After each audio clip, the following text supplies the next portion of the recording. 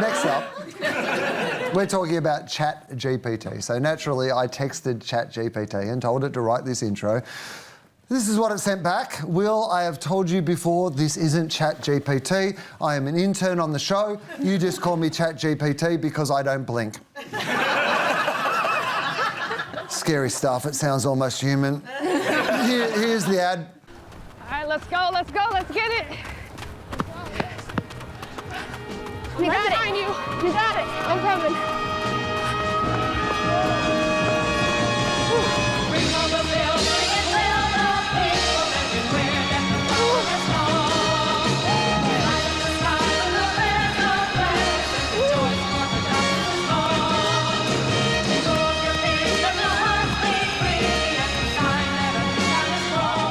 Whoa, that's way too much text. I get my fitness advice from Yoto. It works my head, shoulders, knees and toes. Emily, will we let Chat GPT run our lives? I think we probably will, but I'm not sure this ad's going to have anything to do with it. I mean, it's not the worst. I don't hate it, but it's pretty boring. It sort of feels like Chat GPT might have written it. It's got all the sort of tropes that you would expect from maybe the Nike playbook. Like, it's got a runner, obviously a very relatable runner. There's a friendship story. There's a big music track on it. But it doesn't have the sort of interesting tension or idea or sort of insight in it that you would expect from that. And then I also think the choice to do it at night, it was kind of interesting. So they could have had a nice daytime run in the snow. It would still have felt Christmassy. And I feel like someone like Coke can get away with doing a Christmas ad in the evening with all the shimmering lights. But when it comes from ChatGPT and it sort of has that eerie feel and the background of us all wondering whether this is the end of humanity, it felt more like the beginning of a horror scene to me. Wow. I think part of the cleverness of this potentially is how boring and ordinary it really is. Because ChatGPT doesn't have an awareness problem. They have a problem of trust and fear. People are still thinking, is that stealing everything from me? Is my data safe? Is that stealing my brain? This is the concerns they have. And so they want to make an ordinary ad because they're trying to shrink the fear and increase the habit or the dependency. And the real commercial game here is to become the default. So for these ads to go out and become part of the public is a good thing, because we don't have to worry about ChatGPT becoming evil. What we need to worry about is it becoming convincingly kind, a friend that we believe we can dump all our information into and all is going to be okay. When I watch this ad, I get even closer to ChatGPT. I love ChatGPT. I've even created a persona. I have a conversation with it every day. And when I see this advertisement... Yeah. Do you have a name for it? I do actually have a name for it.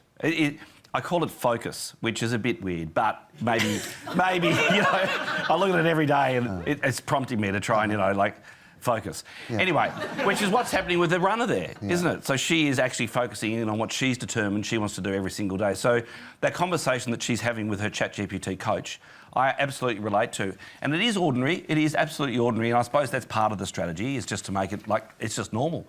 Have a conversation with your ChatGPT friend and talk about running. And everything just is filmed. It's just filmed so... It's a single camera. It's a perfect soundtrack. The pace of the type is absolutely perfect.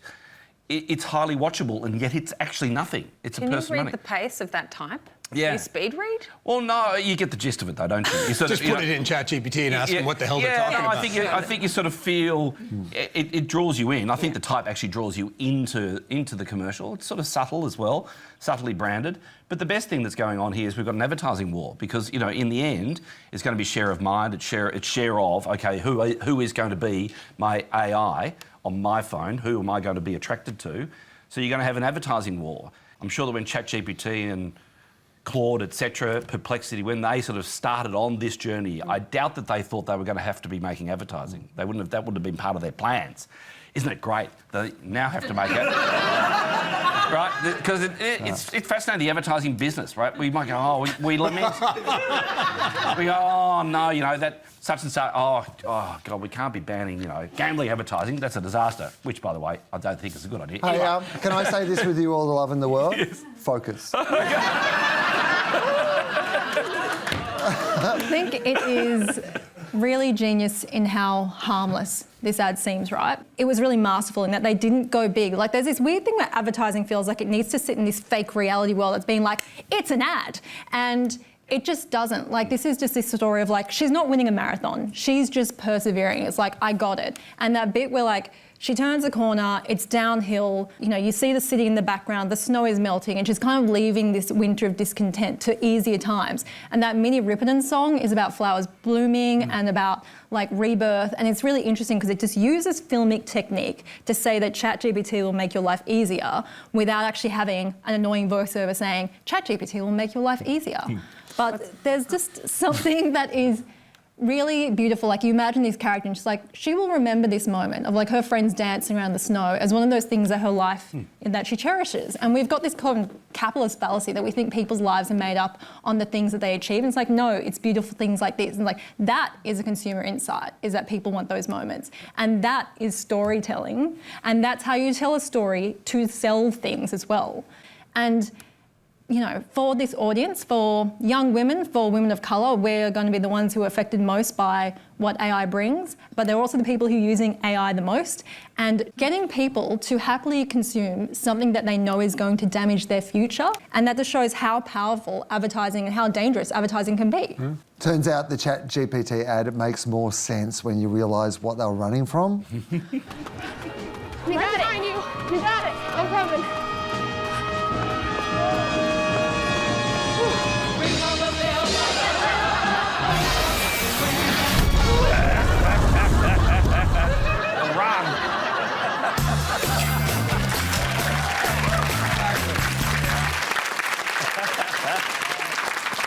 These days, the kids have Yoto players. In my day, we had Yo, pass me that beer, player.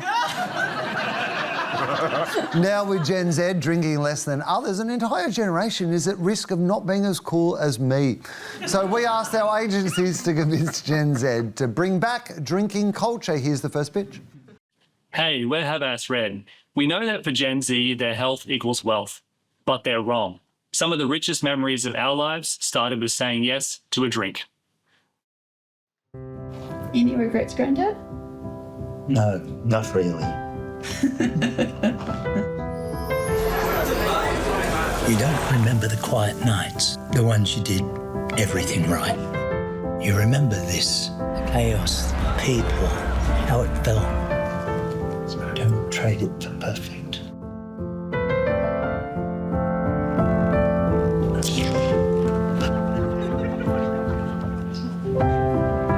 That's the good stuff. Well, you've convinced me. Here's our next pitch. We sort of flipped this brief on its head and put the onus back on Gen Zs, who in many cases owe their very existence to alcohol and therefore have a pretty big debt to repay. Brent and Kim only needed one jug of illusions to create their first spark. But these two sealed the deal over a dozen slippery nipples. And Sam and Shauna met at Spago's nightclub in 1999. 8 island coolers, and 9 months later, Zach was born. His mate Brody's only here because of vodka tonics. Thank God for fermented potatoes. And Jess would still be a twinkle in her father's eye if it weren't for that bottle of sparkling. Fact is, most Gen Zs simply wouldn't exist without alcohol. Now it's time to repay the debt. So put down your screens, pick up a beer, stop being boring, and start pouring. Alcohol. You wouldn't be here without it. Well, you've convinced me. But what will our panel think? Todd, which one did you prefer? The first one had an interesting idea, but the second one, because they had two whiteys having an Asian kid, I have to go for the second one. Emily, what about you? I thought both of them had an interesting insight in them, but the second one really had me with the jug of illusions and a slippery nipple. Karen? I'll choose number one because I quite liked the insight.